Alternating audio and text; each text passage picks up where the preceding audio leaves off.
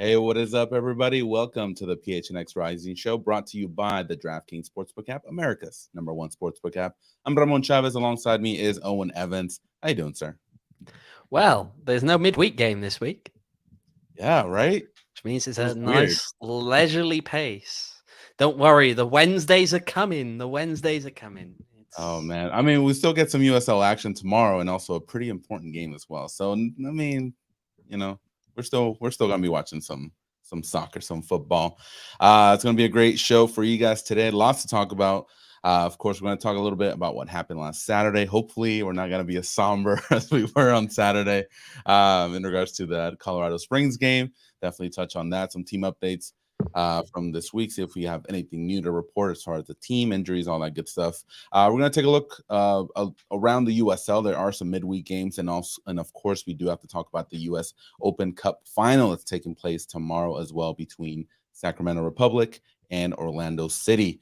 Yeah, it's going to be a good show. So, Owen, let's go ahead and get started. So, yeah, Rising fell away from home on Saturday. You were there to experience it. After the show, I was kind of sitting down. I was like, you know what? I felt like I was really like somber that day, like more than usual. And the reason I felt Mhm. like that is because, and I think everybody in the chat can agree, and hopefully you can as well, is that it felt like a lost opportunity. And also, it felt like it was kind of like after that RGV game, it was like, okay, if they can walk out with a point here, they can, build this momentum that we were kind of waiting for them to build and hopefully sneak into the playoffs. But after that, especially the performance on the field, it just felt like all that just kind of went away. And that's the reason I felt the way I did. Do you kind of agree or kind of relate a little bit to what I'm saying? You know what? Let's play a game. We'll play a game of Hangman, I okay? don't know playing 4-letter games. word. Oh my. Guess a letter for the description of that performance. Give me a letter. Come on, Ramon. S. Yeah, that's the first letter. Can you give me another letter? Is it let's go with the H. Yeah, that's the second letter. Now we'll let the What is third? remainder I chat. want to Feel do free the to guess additional letters if you want. I'm sure you can get it from there. But yeah, it was not a good performance at all. They just couldn't get a foothold in that game because, quite frankly, they couldn't string the passes together. Even when they got into the final third, there was no third. real creativity. It felt like, look, they couldn't find JJ Williams, but at times he also didn't help them out, Mhm. especially later in the game. Look, I understand it's tough. It was the third game in a week, and you're playing it at altitude. It's tough, but it didn't feel like there was necessarily enough fight in there. And I understand, and we discussed this quite at length on Saturday night about Mhm. why that might be and kind of the impact of previous things that have happened this season on why that can be. But it didn't fill you with confidence. But I will say this: despite that, Colorado Springs, they're a reasonably top team. One Yep. goal. There was so much in that game that you just felt like, right, as easy as it was to just say Rising are out of it, they looked atrocious, and they did. They Mhm. did. They were never out of that game. It only Yeah. ever would have taken one moment to pick up a point out of there. Yeah, no, and I agree. And I'm looking at the XG here for the game, and at the end of the game, obviously Colorado dominated. 2.54 was the XG for Colorado. 0.10 was for Rising. That's terrible, right? So it tells Oh, you it's that atrocious. Yeah. exactly that they didn't. They had 2 shots on target, if I remember correctly, or overall in the game. So that tells you how far away Rising was from the game. But Colorado didn't do themselves any favors by waiting to score until midway through the second half when Rising were down a man. So yeah, you can say, hey, Rising didn't do enough to be in the game. But yeah, if they would have held on, maybe defensively, maybe Darnell King doesn't get that red card, they could have walked away with one of those ugly 0-0 draws and at least taken a point. But it's just I think we all expected a little bit more, and I think that's where the disappointment came. But that's what was going to be my opening, my second question to you, Owen, was the reason for the lost tired legs? Was it tactics? Was it just the players maybe kind of just shrugging and saying, oh, well, here we go again? What was the main culprit of that loss on Saturday? I think there's a lot of factors to it. I do think, regardless of what people say, confidence is an issue. And it's an Hmm. issue. We know exactly why it's an issue. And it has to do with the previous regime. Let's put it that way. Hmm. Beyond that, though, yeah, it's not an easy place to go and play at the end of a long week. Yeah. Okay, these boys had played 3 games in the space of 8 days, and the last of which is at altitude. It's tough. Hmm. It's tough, especially for some of those players who were out there for 90, 90, and 90. That is tough. Yeah.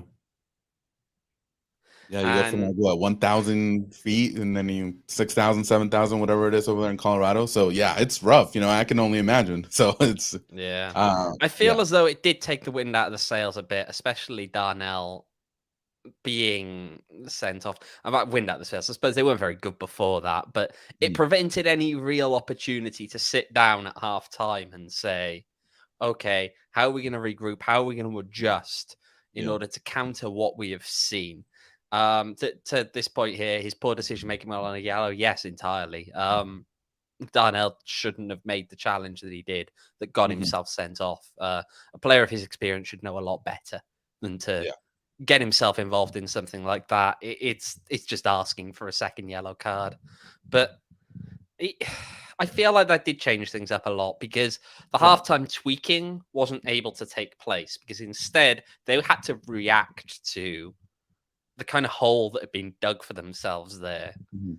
There was no ability to kind of make the changes they wanted to make, at least. They could only Yeah, ever and make the when you're changes down a they had man, to. you're playing a Colorado team that was clicking. You had Enriquez there. You have the other guys there just playing really well. Like they were playing at the beginning of the season. This wasn't the Colorado Springs Rising faced a month ago. This was not No, that team.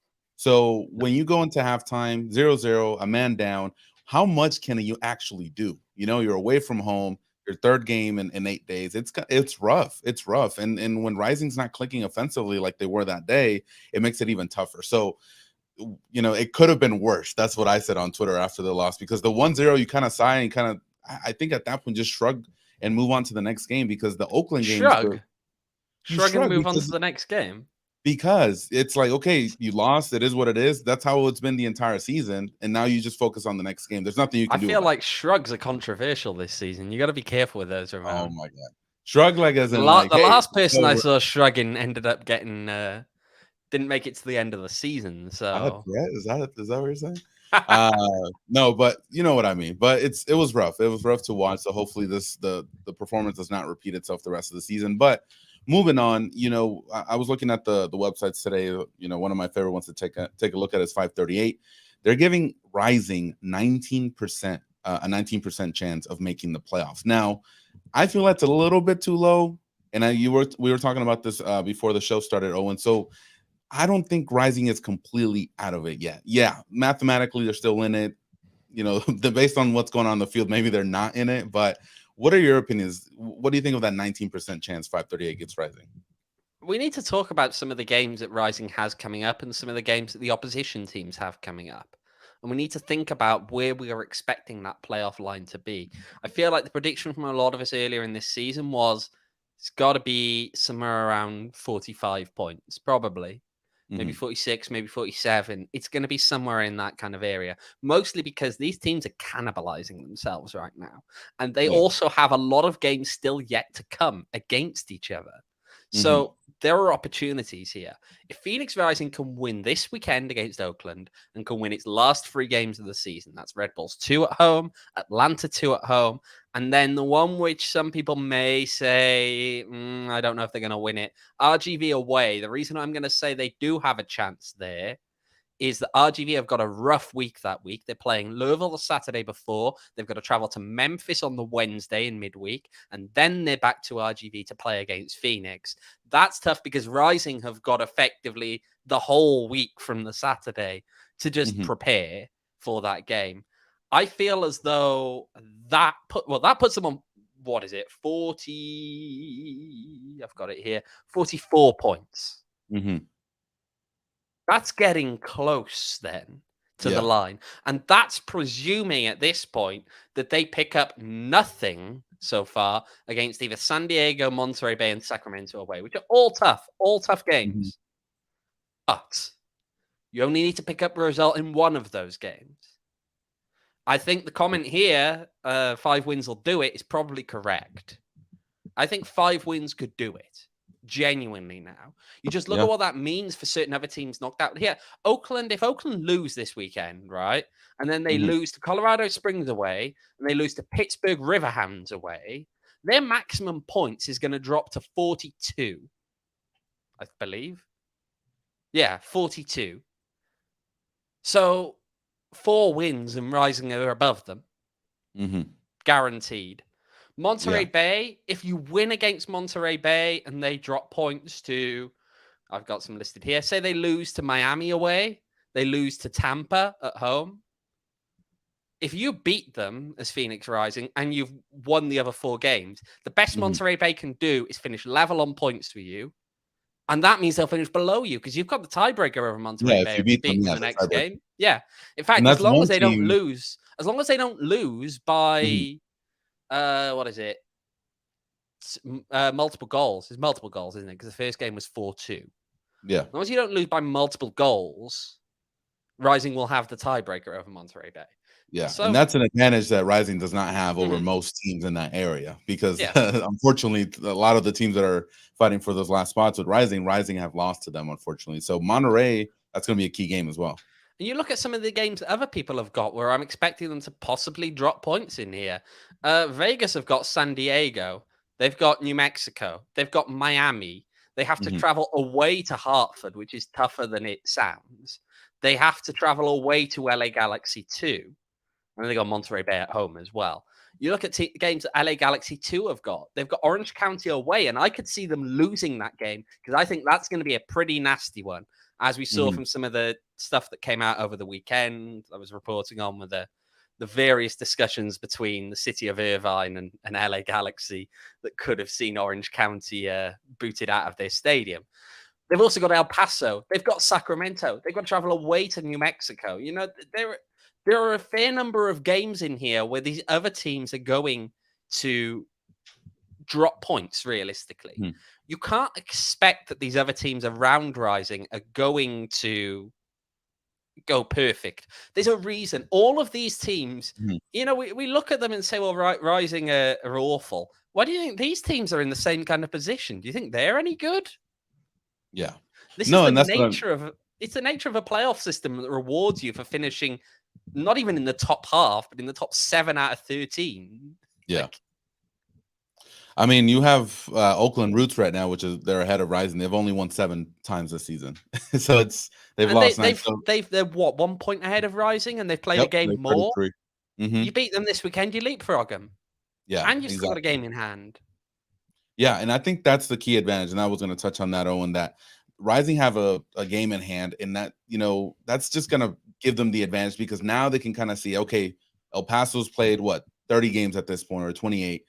Now they can kind of see, hey, if we get a victory here, we get a point here, they're able to kind of plan out a little better what the rest of their season will look like. But yeah, if they can get those 5 victories, come away with some points on the road, which Scott on the chat, he put it that Rising have not, he hit on that point that Rising have not been great this season on the road.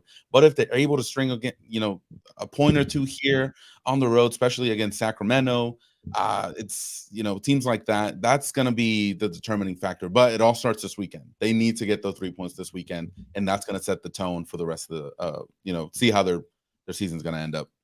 Lose this weekend, I genuinely think that it's probably over. But again, it's worth noting for all the people that are detracting here. And look, I was feeling pretty negative about Rising's chances on the weekend coming off of that result in Colorado Springs. When you sit back, you look at the issue here, is that Phoenix Rising aren't still in this because their performances have shown them to be good enough. Phoenix Rising are still in this because nobody else's performances have shown themselves to be good enough to pull away. That's why we're in this situation, watching this team sitting outside the playoffs, not looking convincing, but still in with a shout. It's not because Rising have been good. It's because nobody else in that bottom half has been particularly convincing.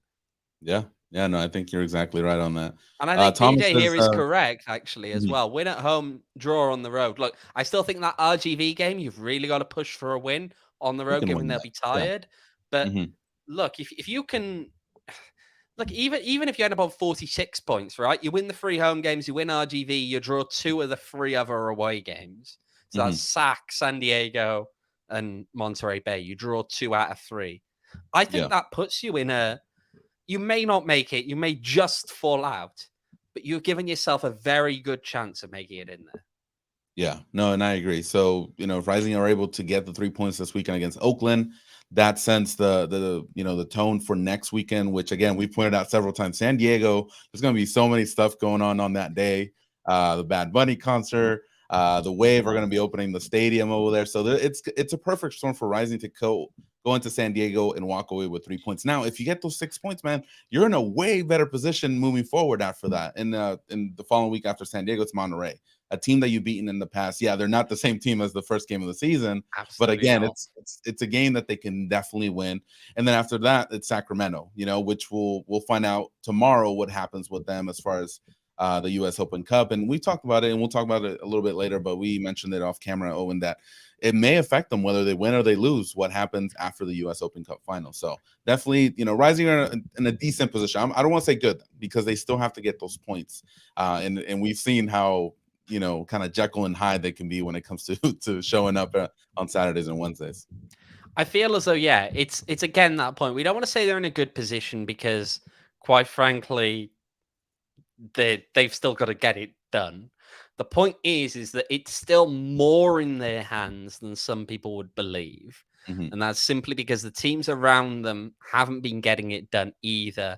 And in terms of just the games that they have coming up, that Rising have coming up that are winnable games or should be winnable games, yeah, you've just gotta hope that they're going to give themselves the best chance and actually try and put the best foot forward on this weekend, get a result on this weekend, and then start thinking about from there, what do they need to get done? For sure, for sure. Owen, any updates regarding the team? I know there's been some injuries that were picked up. Any updates on that you've been able to get? Not too much as of yet. The press conference for this week has actually been put back a little bit, so we'll have some more information for you tomorrow. But as a whole, look, it's going to be tough just in general because the number of absences they've got. Ryan Flood is not going to be available. He's going to be out for a while with an injury there to his ankle, I believe. And there are other issues as well. Of course, Darnell King will be suspended. Who's mentioned in the chat here, who replaces King on Saturday. I think we'll try and go into that maybe on Thursday's show. Talk a little bit more about that on Thursday, about what we're expecting to see. Look, beyond that, I mean, the coaching staff, of course, there will be changes. We know that Juan can't coach on the weekend. We also know that one of his assistants there is also not available after a red card in the last match. That's not good. Hey, maybe what's his name? Stoneman's gonna get to actually coach. That'd be pretty good. We will see how Danny Stone does. Channing Chasen, there's a good question from BJ. I feel as though he's been struggling with injury for a lot of this season, hasn't he? And I just wonder if his fitness is fully there. This is something that I can try and ask more for you about tomorrow. But for now, I think the way we understand at the moment, he's just, I think, struggled with fitness a little bit at times. He's not necessarily been, when he has played, he hasn't necessarily performed at the level that possibly could have. The reason we're saying there's a chance there, Scott, is because Oakland aren't exactly world beaters either. Don't get me wrong, they've pulled off some good results. They've also pulled off some poor results. Okay? Yeah. Like, it's, again, the reason, and I feel like this is why people will be quick to poo-poo us on this at times, and some people are in the chat, but I still stand by the fact that what we're looking at here isn't a Phoenix Rising that's going to wow everybody by making it into the playoffs. It's a Phoenix Rising that may, up against other teams that are also performing poorly, perform marginally better. There you go. That's all you have to do. It's all you have to do to get into seventh. You have to get the wins. Marginally better than the team. Yeah, you don't have to win 6-0. You don't have to 5-1, whatever it is. No, you need to just get the victory. At this point, go for it. Sorry, there's a question here about Santi Mo. Just to make the point here, he is on a multiple-year contract, so he's not out of contract at the end of the season. Everyone keeps saying about, and I know there's a lot of discussion now about who would you bring back next year, who would this, that, the other. Great, but you don't just get to decide we want this guy out, this guy out, this guy out. You're going to have to pay him up, at least the 50% if it's involuntary. Just things that are worth considering here, because guys like Santimo are under contract. There are others who are also under contract. They signed multi-year deals going into this season. Yeah, we'll see. Yeah, we'll see. We'll see. We'll have more information for you guys on Thursday. Yeah, I'm curious about that Channing Chaston issue. Not an issue, but just his lack of playing time. You know, he was brought in, but I think there are other players that have more experience, and I think at this point in the season, it's going to be very hard to put him in, especially where Rising are. But you know, if your backline's a little decimated by injuries and suspensions, you might have to give him a chance. But you know, we'll see. We'll see what happens. We'll get an answer for you guys on Thursday. Owen, let's take a quick break and talk about our friends at OG's Brands. We have free stuff for you. We always like to give out free stuff here at PHNX Sports. And if you haven't yet, make sure to enter the Flavoring Life Sweepstakes. And if you are the winner of the sweepstakes, you will receive 3 bags of OG's, including flavors like orange creamsicle and tropical flavors, an OG's hat, a PHNX shirt of your choice, and a PHNX annual membership. And then you can look like Derek right there. See how happy Derek is. And you guys can sign up for the sweepstakes at gophnx.com or click the link in our show notes to sign up. And also, if you want to check out OG's online, you guys can do it on ogsbrands.com and on Instagram at ogsbrands. And you can also find their products at your local dispensary. And remember, you must be 21 years or older to purchase. Let's shout out to our last winner, who I don't know what his name is, but he came into the studio today to pick up his OGs. You saw him? Yeah. There you go. So see, it's not a scam, guys. It's real. I wasn't gonna say that, but yeah. You know, Owen took a few bags home with him. You know how he is too. All right, Owen, let's talk about what happened around the USL this weekend. Some interesting results.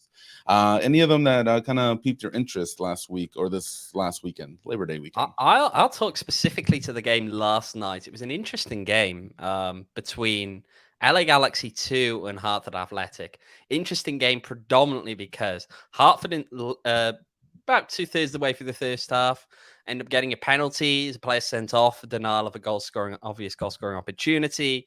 And so Galaxy 2 are down to 10 men for the remainder of that game. And yet it didn't play like that. It didn't play like you had an LA team that were down to 10 men. They attacked with numbers. That did, of course, leave them exposed at the back and allowed for Hartford to try and play some long balls, try and play a little bit more direct. But Hartford's sloppiness also didn't help them in that game. They really created opportunities. In the end, Galaxy did equalize until Hartford could find 2 very good finishes. Late in the second half, around the 89th minute, I believe, and the 90 plus 3, roughly. Ends 3-1. So good news for Rising in terms of LA Galaxy 2 dropping points.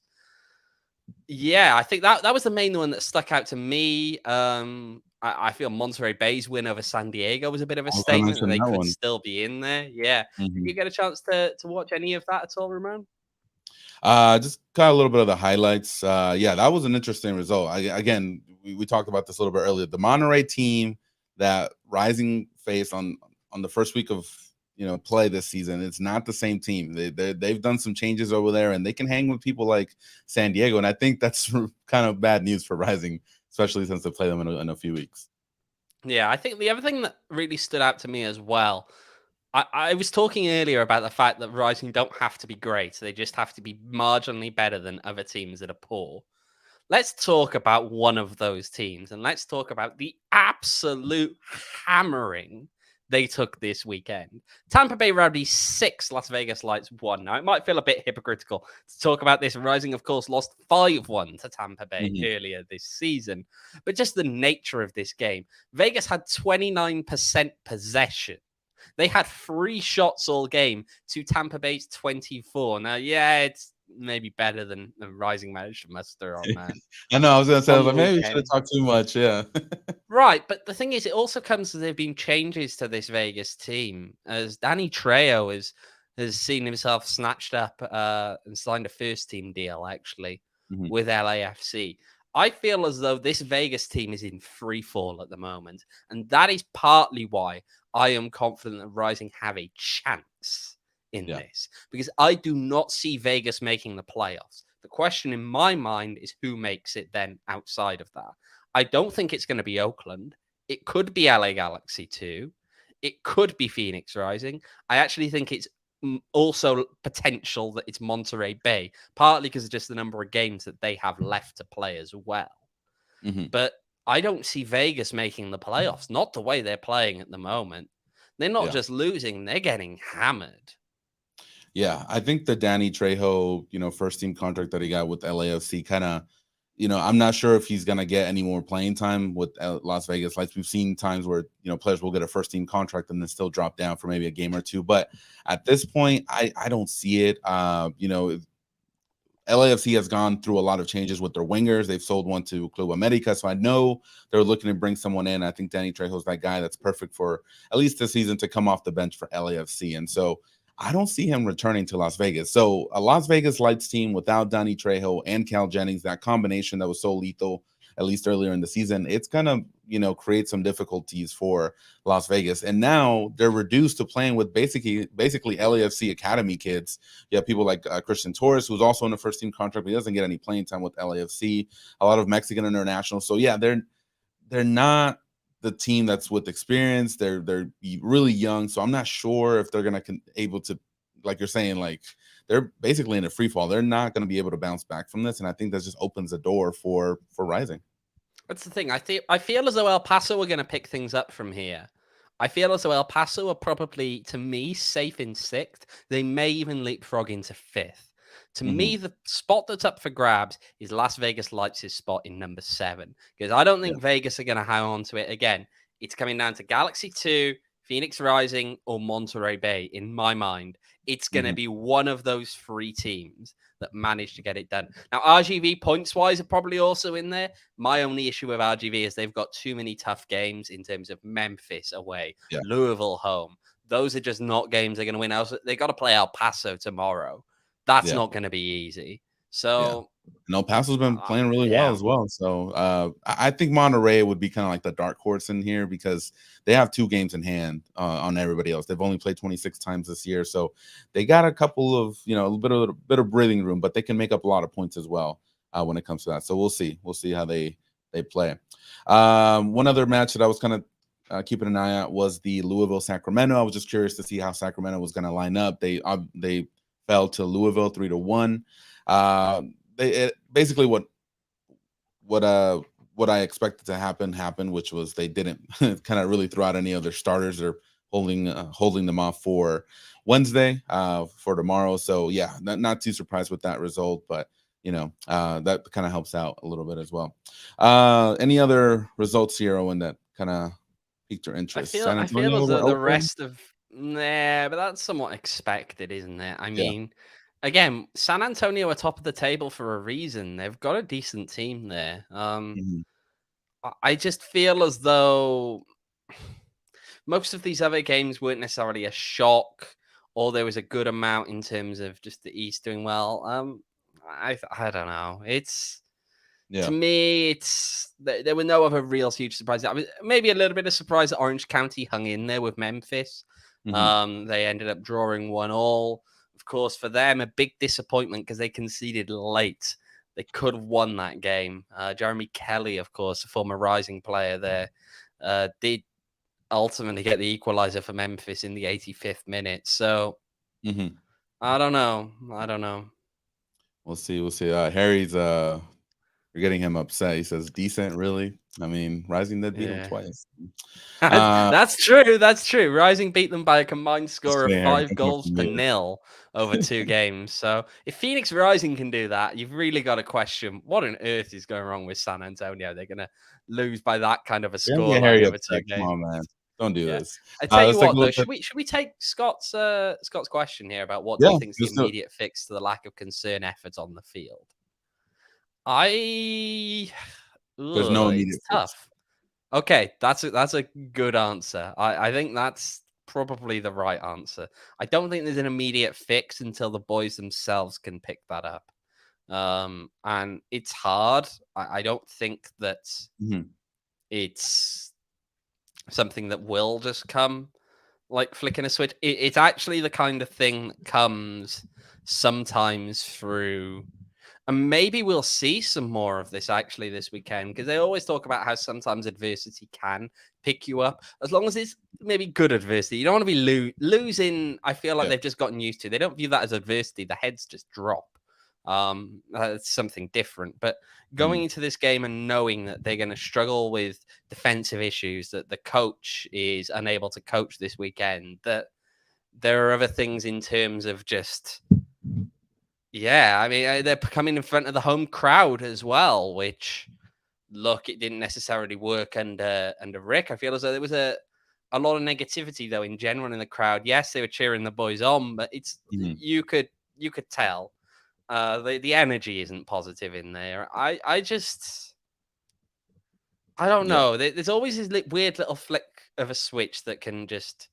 I mean, if you want the immediate fix to the issues that they've had in terms of concern, effort, there's a very simple answer. Let's go out and hire a sports psychologist, please. No, seriously, like I mean, that you've got to might get help these because boys. it I would don't know if help a they got lot. the money set aside for that, but Yeah. It would help out to explain what's been going on, but just to answer the question, I don't think there's any immediate fix. I think there's only so much that tactically a coach can do from the sidelines. I think the work actually comes throughout the week and kind of motivating those guys. You always hear like, hey, that coach, I was willing to run through a wall for him. We all were, or whatever. So it's creating that environment throughout the week and having it show up on Saturdays and Wednesdays or whenever they play. But my main point is that it just doesn't happen overnight. This is something that there was definitely some issues throughout the year in regards to the culture and what was going on in the locker room, and that's not going to change within a few weeks. It's going to take time. So I don't think there's any immediate fix, and I mean, I wish there were, but but I don't think so. yeah. And should we take a look then at the games that are coming up tomorrow? We've been speaking Yeah, about the games from Wednesday. last weekend. There's a couple Yeah, of four games, games. just USL games at least now. Atlanta against Memphis. That's not interesting. Memphis are going to Yeah. steamroll them. You just thought. Tulsa hosting Louisville. I think Louisville should win that game. Hmm. El Paso RGV. This is a big one. Big one Yeah. in Rising's kind of situation they find themselves in. I feel as though an El Paso win, to me, Hmm. given El Paso how they've been playing lately, is the most likely outcome. Yeah. I'd be relatively content from a Rising perspective to see El Paso win that game. Hmm. Just because you want to take people like RGV out of the race. You really want to ask them. It's all that focus, as I said earlier, on that 7th spot. And Yeah. then Monterey Bay against Orange County. So, maybe a draw. Split the Yeah. points. Even Orange I County mean, winning, I wouldn't Orange be too County feel like upset they're about. mostly out of it. So, yeah, I tend to agree. You want to kind of take Monterey Bay out of the running now, really, Yeah. because they're that team that'll sneak up on you, in my mind. LA Galaxy 2, everyone knows who they are. It's Monterey Bay who'll sneak up on you. Yeah. Yeah. So those two, I mean, I feel like sometimes the East is kind of boring to watch at this point now because you kind of have the field set when it comes to the playoffs, at least, from the 7th and 8th spot in the East. But when it comes to the West, it's a lot of intriguing matchups, each week because you don't know what's going to happen with these teams. And so, yeah, El Paso RGV, El Paso, they can pull away, do Rising a huge favor. And Monterey Bay, if they win, that's when I think Rising should have a little bit of concern because, yeah, if they start picking up those points with still some games in hand, it's going to make it pretty tough for Rising. Yeah, a lot of people question, does the East really exist? Maybe This comes up few every teams. time. Is the East real? Is it there? I don't know. I've never Everyone seen it. knows the Western Conference is the best conference, at least regular season wise in USL. Yeah. Yeah, we'll Unfortunately, see. of course, the I East mean, but does tend Louisville's to won win a a lot lot. of the finals. They're Yeah, very there good you go. team. Louisville have made the conference final every year of their existence, which is just a Exactly. next level. Yeah, insane run by Louisville. To answer Scott's question, is making the playoffs going to fix anything? Is that going to make players try? Even if they make it, I'm not sure they get past the first round. So I don't think that's really going to fix a lot of the issues. It's more just, I think, a sense that there's been a start to a turnaround Yeah, than I anything agree on else. You want to see? Ooh. that. You know what? That Monterey Bay. Should we just give the? Do you want to hear the line on this? Monterey Yeah, Bay let's hear it. against Orange County. There's Monterey Bay plus 130, Orange County at plus 155, and a draw at plus 270. That's not bad. I think I saw Who are that you 250 taking there? earlier, but I want Orange County to take this one. Help Rising out a little bit. So, but yeah, I would take Orange County. I mean, Orange County at plus 155. I mean, that's that's some tempting. money, That's yo. not a bad one. Exactly. I mean, should we talk about DraftKings if we're already talking about it? Might as well. We're talking about the Might as odds. well. Talking about the odds, but yeah, DraftKings. If you guys haven't downloaded the app, you got to do so this weekend. Not only, or this week, I mean, not only because of the USL games that are taking place tomorrow, but also this weekend. So the NFL action actually starts on Thursday. But if you guys want to get in on the action, start making a little bit of money, you guys can download the DraftKings Sportsbook app, and you guys can get hooked up by DraftKings. And if you're new customers, you guys can bet just $5 and get $200 in free bets instantly. And also, as an added bonus for week 1, everyone can experience the thrill of DraftKings early win promotion. So it's simple. Download the DraftKings Sportsbook app, use promo code PHNX, and bet on an NFL team to win. If your team leads by 10 at any point during the game, you get paid instantly. Look at that promotion. DraftKings is hooking you guys up, even if your team loses. So that's promo code PHNX on the DraftKings Sportsbook app. Minimum age and eligibility restrictions apply. See show notes for details. So again, download the DraftKings Sportsbook app. You guys can bet on USL tomorrow and also this weekend with the NFL action returning, and you get this huge promotion. So if your team leads by 10 at any point during the game, you get paid instantly, even if your team loses. Check that out. But you know what the real moneymaker is? Tomorrow, the Champions League, US Open Cup. Do we want to talk about? I'm going to give you the odds. Do you want to give me a guess? What are the odds for Sacramento Republic to win in normal time? By the way, in normal time. Plus 500. Plus 550. You were pretty close. Ooh, I was close. Yeah. So yeah, the Open Cup final. It's Orlando City of MLS taking on USL Sacramento Republic. Mm-hmm. Can they be the first team since the 90s to win the cup from outside of the top flight? They're already the first team since 2008 to make it to the final from outside of the top flight. But can they lift the trophy? Ramon, what are you thinking here? As far as who's winning, I think it's going to be Orlando, man. It's pretty tough. You know, I love the Cinderella run that Sacramento's been on. Like you're saying, the first team to, if they're able to get the victory, they'll be the first one since the Rochester Raging Rhinos since of 1999 to win to be a lower division team and win the U.S. Open Cup. So I think that would be insane, but I think there's just too many odds against them. So they're playing away from home. You know, Orlando got the weekend off, you know, thanks to MLS hooking them up. And so they're going to come in, you know, pretty well, you know, rested. And so it's going to be tough. It's going to be tough for Sacramento. But hey, prove me wrong. Prove me wrong, Sacramento. Imagine being a first division team hosting a cup final against a lower division team and being scared enough you have to call off your game the weekend prior. God, just imagine being that scared. Seriously, like it's pathetic. You're taking it seriously, don't you want that? That's not taking it seriously. That's panicking. Yeah, because they playing want a to lower division team, for God's sake. MLS are afraid of getting egg on their face because their league isn't as good as they like to imagine that it is. I need Reese to explain what he's saying in the comments because he just keeps saying that Orlando's spying on Sacramento. I haven't heard Reese, about it. Tell us who is tweeting this. Where are your sources? You mentioned it earlier. He did. I know you got a hat earlier. I remember that. Where are the sources? Let us know. Let us know about this. But yeah, it'll be tough. But you know, I think Sacramento can do. I think they like this underdog spot though. They like the fact that you have no chance. You know, they beat LA Galaxy, they beat San Jose, they beat Sporting Kansas City. So I think they'd like to be in that position. And actually, I was listening to the Max Breto's podcast. Here we go. Taylor Twellman tweeted today that US Soccer is aware that an Orlando City first team employee was spying on Sacramento Republic training yesterday and refused to leave for 30 to 45 minutes after multiple attempts. God, how pathetic do you have to be as a first tier team? You know what? Just give him the cup. Give it to Sacramento. You clearly can't be bothered to show up. Yeah, I know. People are making fun of this. It's great.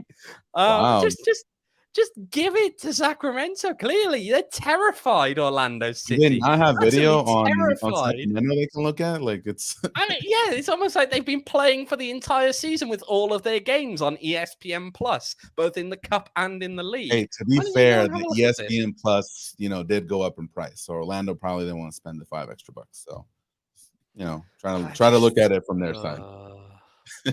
God, I genuinely find that intriguing. That I think it's adding a little bit to the fire. Tomorrow people are gonna come fired up. It's gonna be fun.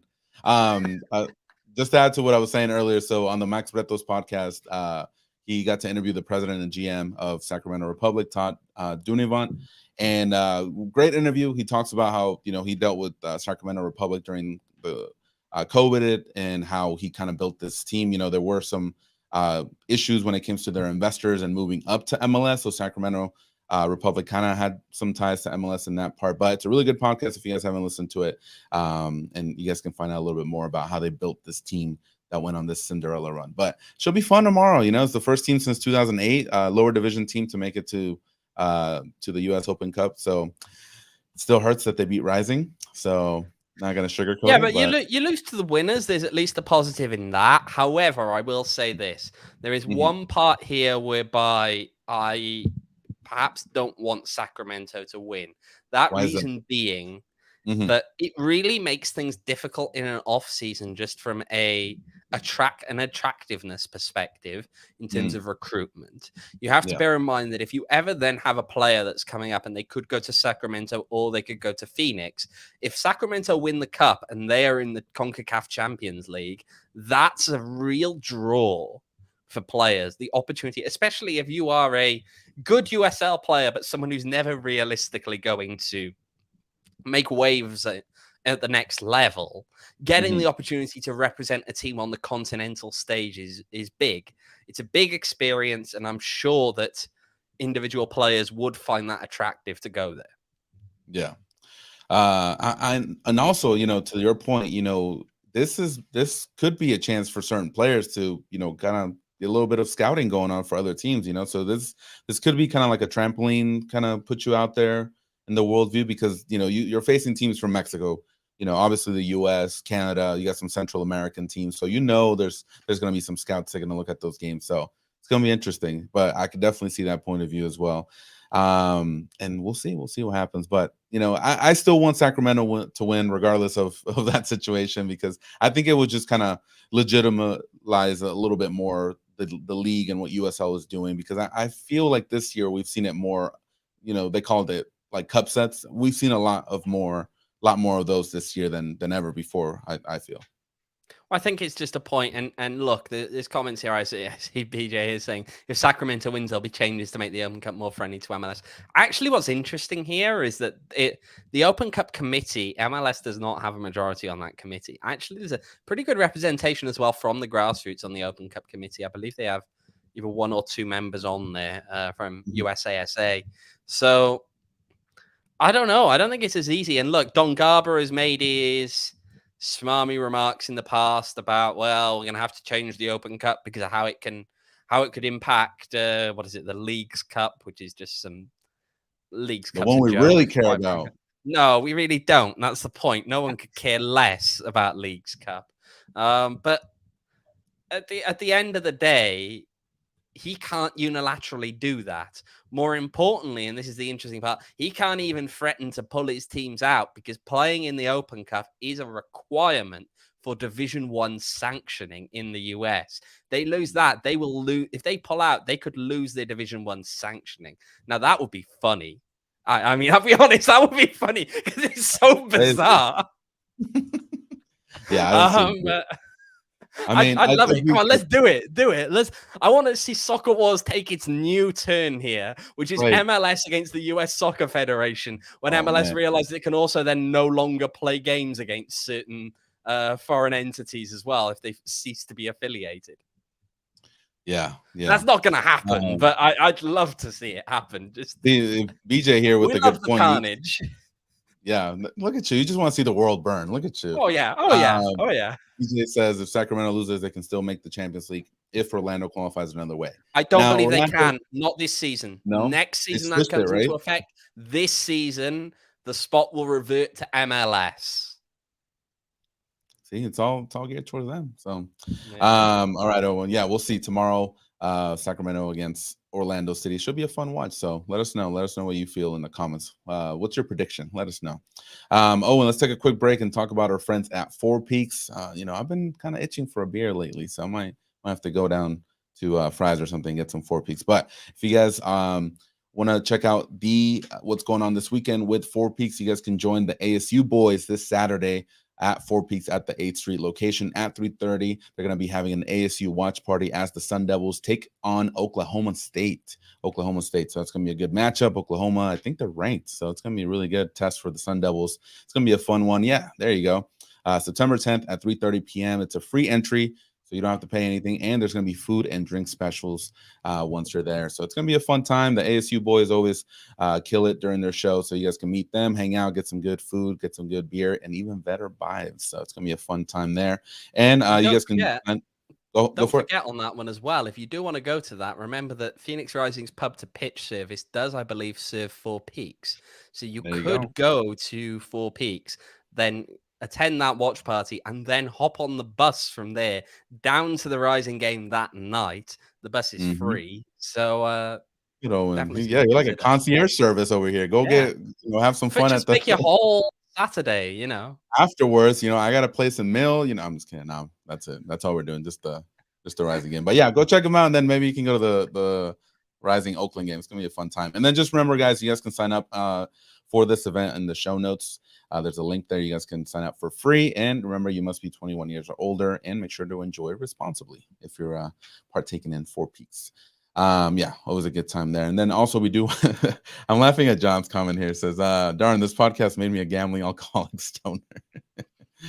I think Rising season made you that. We just helped facilitate it. That's not us. It's just, we do want to shout out to also another shout out to our sponsors, More Furniture, that helped us out with our office. Owen got to go down there. I haven't gone to the new studio yet, but he said it's amazing. So shout out to More Furniture, new studio, new furniture, the whole 9 yards. They really hooked it up for us. So thank you so much, More Furniture. And you guys can help us out by helping them out and going to morefurniture.com, morefurniture.com, checking out their selections there online. And like Owen said, it looked amazing. So imagine what your home could look like with all the stuff that they got on their website. So Owen, do you want to tell us about the studio a little bit? What's going on over there? It's looking very nice. It's coming along. Nice. There was a distinct lack of Four Peaks beer in there, which I had to have a conversation with Max, our ad sales guy, about, and he's resolving that problem. Okay, good. Besides that, it's a lot bigger than our old place. It's looking good. Nice, man. Yeah, I want to get down there and check out the new spot. So hopefully really soon I'll be down there. And then before we wrap up, we also got a brand new sponsor, guys, and that is Gametime, the Gametime app. If you guys haven't yet, you need to check it out, because last Thursday when ASU was facing NAU, the tickets were going pretty cheap, and the reason was because they were on the Gametime app. So if you guys want to check them out, they're the hottest new ticketing site that makes it easier than ever to score the best dates on deals on tickets to sports, concerts, and show, not just sporting events. So if you guys want to go out for an event, some concerts, all that good stuff, you guys can use the Gametime app to get some really good deals on it. And you guys can also save up to 60% on tickets when you buy tickets last minute. It's great for you procrastinators out there, kind of like me. I'll wait till the last minute. And if you love PHNX, you'll also love Gametime. And this is the best way to support us. The best way to support us is by buying tickets through the Gametime app. And we have the link for you on the description. So if you guys can click on that link, buy those tickets, you help us out here. And that way Owen can be happy. He can get his 4 peaks, his all that good stuff, his OGs, and you can get that huge smile on his face like he has right now. So I feel like I'm going for the 4 peaks. We'll send the 4 peaks to me. You can have the OGs, Ramon. We'll and then I get my tickets on Gametime. So up to exactly. 60% off. So it's always a fun time. And again, you guys can support us by clicking on the link in the description, downloading the app, purchasing tickets. You guys help us out here at PHNX. All right, Owen. Man, this has been a fun show. It's gone quick. It's already what, like 50 minutes? It has gone quick. Yeah, we've been on for 50 minutes now. This has gone We didn't even very talk quick. about Man U. I always pick the wrong side. What on earth are you wearing that for? Why? Look at this. Look at this. Please explain. Please explain, What are you wearing? You saw the game on Sunday. We beat the only undefeated team in the Premier League. So 4 wins in a row, not a big deal. You know, just got to wear it. Oh, fantastic. Now, remember, of course, just hopping back to DraftKings, that if you want to bet $100 on Man United to win the Premier League, based on the current odds available on the DraftKings Sportsbook app, for that $100, you can lose $100. That's not true. That's not true. We're going to at least top 4. At least top 4. Look at top 4 you might make, but you're not winning the league, are you? No, have you seen Man City? They're insane. But yeah, it was a Thank you. So I'm correct then. You bet $100 on Man United to win the league. You can lose $100. Yeah, I saw Michael down there. We went to see it at the what's it called? The Georgian Dragon bar. So really nice. They said that they're gonna open it as well for the World Cup. So all those early cup games, it's gonna be a fun time over there at the Georgian Dragon. So if you live downtown Phoenix, go check it out. All right, Owen, that's it for me. We will be back on Thursday for a preview of the Oakland game against Rising. Huge game this on Saturday, so we're going to definitely talk about that. So, give you some updates on the team, what happened on Wednesday with the U.S. Open Cup. So another fun episode waiting for you on Thursday. Anything else, sir? I feel that's about it. We just gotta wait and see now. Can they keep our very, very faint hope alive? Yeah, hopefully 19%. Thank you, 538. Bonnie says we're gonna wait until Thursday to throw out some predictions for the Phoenix Rising match. Yes, we're gonna wait until then, and I'm gonna be positive with my prediction. So that's at least one thing I can tell you right now, Bonnie. So we'll see. All right, yo, we will see you on Thursday. Thank you so much for joining us today, and I hope you have a great rest of your day. Take care.